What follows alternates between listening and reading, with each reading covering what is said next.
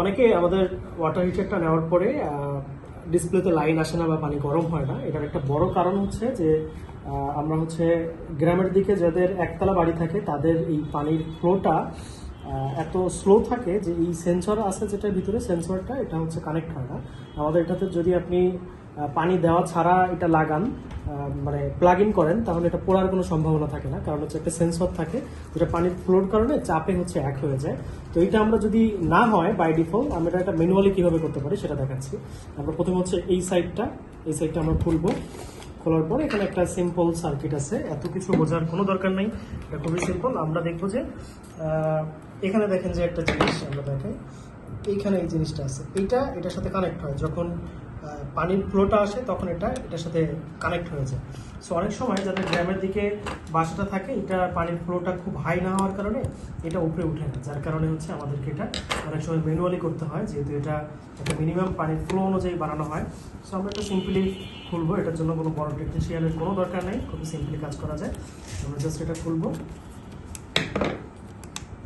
এটা খুলে ফেললাম। দেন এইটা আমরা যদি উল্টা করে নিই, যে দেখতে পাবেন এই ফ্লোটা। সো এটা এই যে বাঁকাটা আছে, এটাকে আমরা আরেকটু বাঁকায় দিতে হবে যাতে ওটা সিম্পলি পায়। আমরা আরেকটু বাঁকায় দেওয়ার চেষ্টা করছি। ওকে, এটা দেখে এভাবেই করতে হবে। আমরা এবার সিম্পলি যেভাবে ছিল ওটার ভিতরে আমরা এটা সেমভাবে লাগাবো।